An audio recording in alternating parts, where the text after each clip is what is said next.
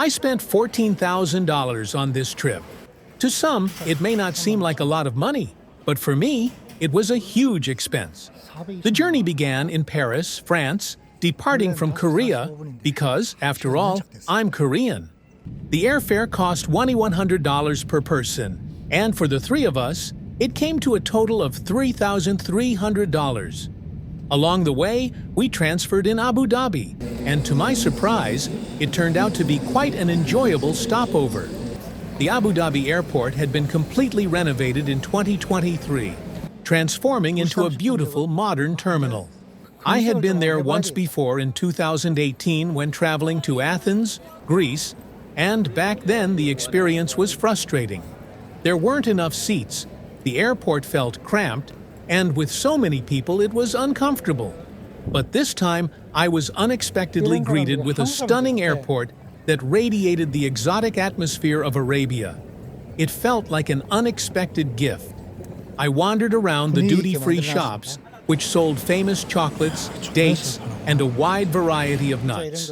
Although duty-free goods are usually pricey, chocolates and nuts were actually much cheaper than in Korea. I spent 3 fantastic hours at Abu Dhabi Airport before boarding my flight to Paris. The plane landed at Paris Charles de Gaulle Airport, Terminal 1, and right away, we had a fantastic experience. Normally, immigration lines there are long and slow, but this time, the entire immigration process was over in just 1 minute. As we waited in line, an airport officer asked to see our passports. After checking them, he told us that Koreans could go through the automated immigration gate.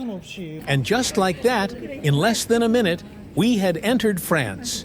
It was unbelievable, something that had never happened before. I couldn't help but feel that France's immigration policy now reflected the rapidly rising positive image of Korea.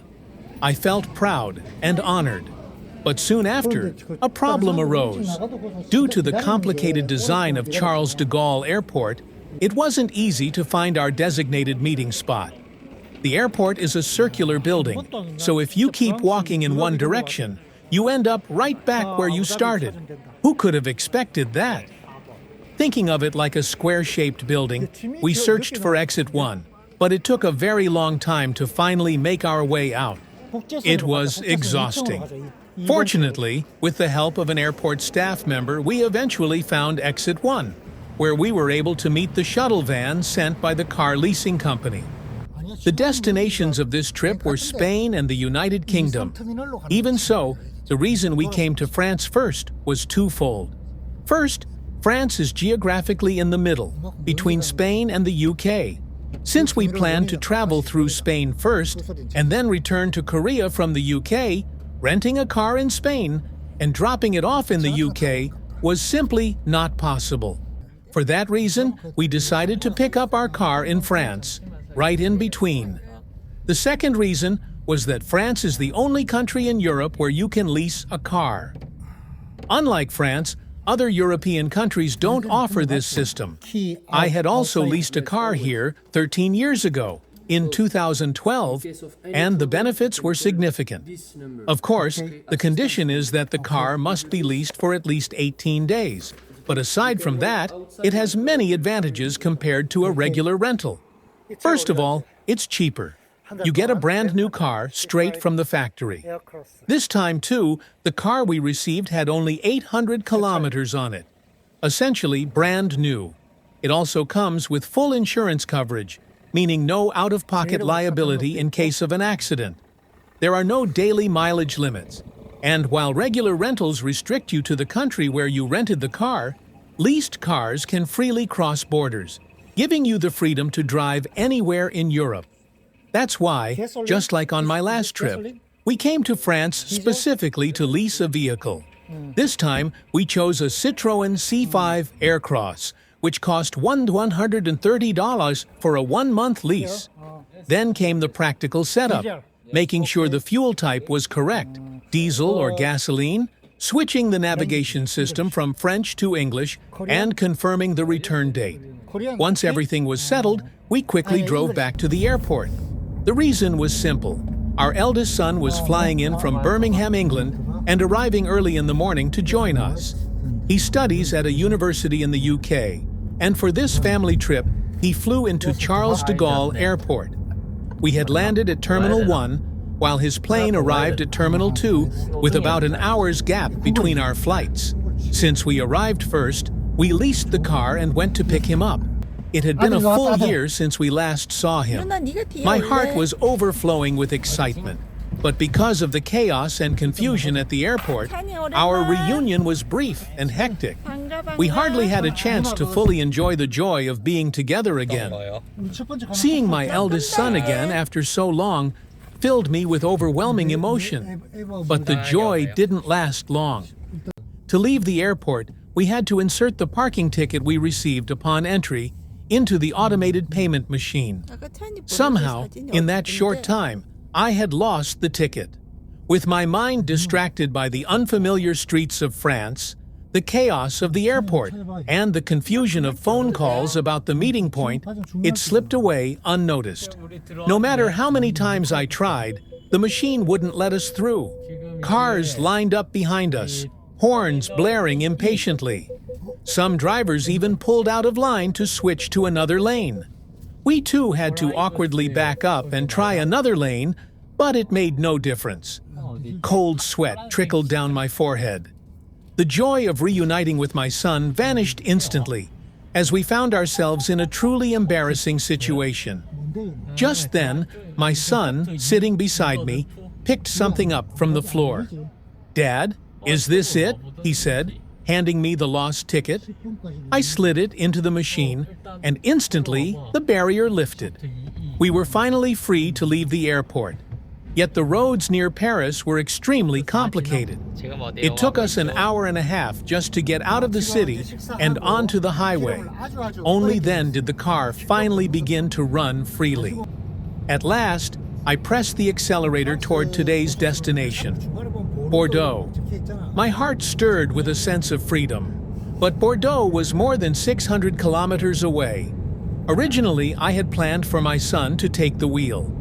During his army service, he had worked as a bus driver and was very skilled. But he looked exhausted. He had nearly stayed up all night in order to catch his 6 a.m. flight, which required him to arrive at the airport 2 hours early. So I had no choice but to drive the entire 600 kilometers myself, all the way to our campsite near Bordeaux. We had to arrive by 6:30 p.m. The reception would close after that.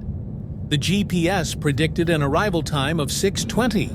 I felt tense and pressured, pushing the car to its limits to arrive on time. Despite my anxiety, the view outside the window offered some relief. Endless wheat fields stretching out as far as the eye could see. No matter how far we drove, the golden fields continued. Abundant France.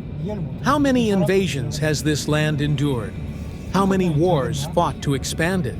And wasn't it here, over wheat and bread, that France experienced its revolution? But was war or revolution really caused by a lack of land or bread?